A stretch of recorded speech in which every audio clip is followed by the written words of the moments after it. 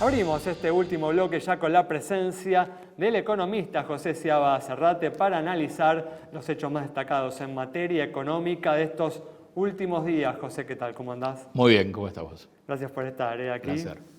Y bueno, como hablábamos en el primer bloque, el gobierno viene avanzando en las negociaciones con el Fondo Monetario Internacional. Ya anunció que va a sacar este acuerdo, va a aprobar este acuerdo con un decreto de necesidad y urgencia. José, ¿qué expectativas te generan, ¿no?, estas negociaciones y este acuerdo que llegaría con el fondo, este nuevo acuerdo? Bueno, un elemento importante para aportar calma y claridad para la programación financiera del resto del año.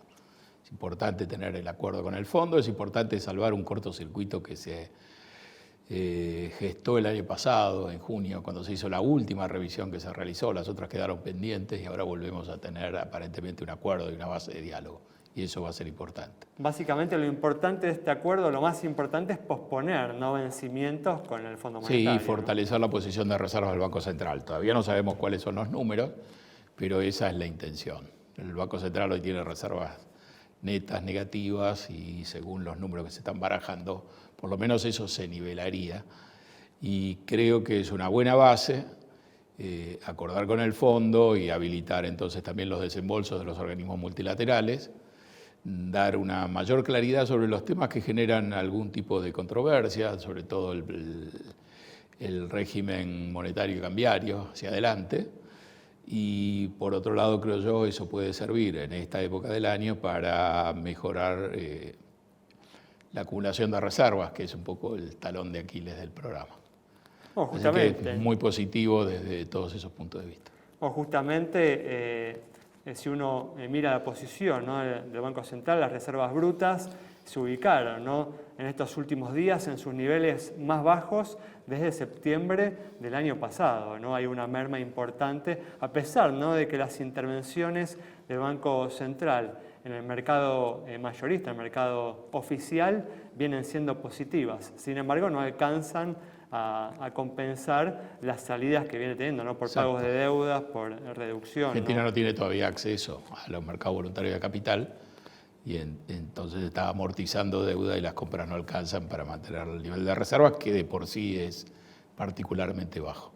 Así que creo que este es un aspecto que es un talón de Aquiles que se quiere corregir de cara a un año que puede ser complicado por lo que sucede fuera de la Argentina. Estamos con mercados convulsionados y que tiene hacia adelante también una exigencia que es la elección en octubre. Claro, justamente te iba a decir eso, ¿no? De alguna manera el efecto positivo, ¿no?, de estos avances en la negociación con el fondo en estos últimos días se vieron compensados por el temor, ¿no?, que viene generando en los inversores globales esta guerra comercial que lanzó, ¿no?, Donald Trump. Es un periodo de gran volatilidad fuera de la Argentina y dentro de la Argentina también hemos visto que hay episodios que generan dudas, así que mucho mejor avanzar, cerrar un acuerdo con el fondo y aclarar algunos puntos hacia adelante, cómo sigue este programa hacia adelante, hasta las elecciones, después de las elecciones. Es importante que no sea un acuerdo stand-by de un año, es un acuerdo a 10 años, así que yo creo que va a tener un contenido, a lo mejor no tan explícito, pero un contenido amplio que nos diga cómo sigue el programa, sobre todo en esas áreas, lo monetario y lo cambiario hacia adelante. Algo novedoso, ¿no?, que se ha visto con estas turbulencias de los mercados de capitales internacionales es cómo hoy la Argentina está más ligada al mundo, ¿no?, que años atrás y cómo lo que sucede a nivel global nos está afectando de manera más directa, ¿no? De una manera importante, además tenemos ya un déficit en la cuenta corriente, con lo cual necesitamos entradas de capitales y lo que sucede en el mercado internacional entonces importa doblemente. ¿Y crees, digamos, que esta guerra comercial va a terminar provocando una recesión global que termine afectando a la Argentina? Yo creo que no, pero está por verse y obviamente si se insiste y en algún momento no se cierran los acuerdos y los tratados, una recesión podría ocurrir. Por fortuna, Estados Unidos, que es el motor de esta inestabilidad y que esta vez está recibiendo, yo diría, las consecuencias negativas de manera directa, a diferencia de la primera presidencia de Trump, cuando Trump promovía esta turbulencia, pero esa turbulencia a él no le afectaba y afectaba a terceros, ahora Estados Unidos está afectado. Entonces yo diría, en ese esquema uno debería pensar que Trump está sentando las bases para una negociación a su manera, es decir, haciendo propuestas que pueden parecer insólitas, muy agresivas, con la idea después de cerrar esa negociación en un trimestre o 2 trimestres, y ahí debería haber algo más de calma. Lamentablemente todo este revuelo que es importante y que después uno imagina que se va a calmar, no parece tener objetivos de política muy claros. O no, digamos, acá hay mucha incertidumbre y en el fondo no es una incertidumbre que tenga hacia adelante una expectativa muy buena para el resto del mundo. No se entiende bien a dónde quiere ir Estados Unidos, más allá de cerrarse, y eso no parece tan bueno ni para Estados Unidos ni para el resto del mundo. Tal cual. Bueno, cambiando de tema, ¿no? La actividad económica en la Argentina arrancó el año con un crecimiento importante del 6,6% interanual en enero, de acuerdo al índice que publica el estudio Orlando Ferreres.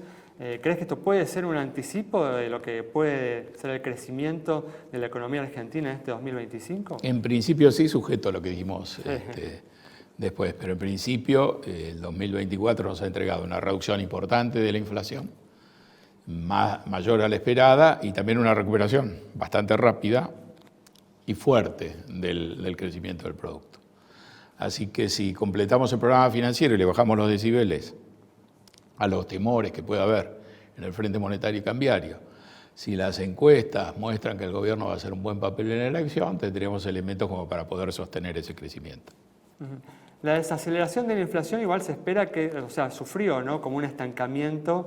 Sí. En febrero también se espera, ¿no?, que esto se extienda a marzo. ¿Cuáles son tus expectativas? Bueno, acordate lo que llevó a romper el 4% y después se fue logrando.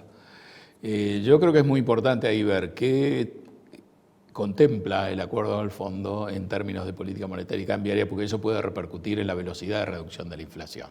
Eso fue quizá el centro de la discusión el año pasado, en mayo-junio, con el fondo. El gobierno priorizaba una reducción más rápida de la inflación y el fondo pedía la eliminación del dólar blend.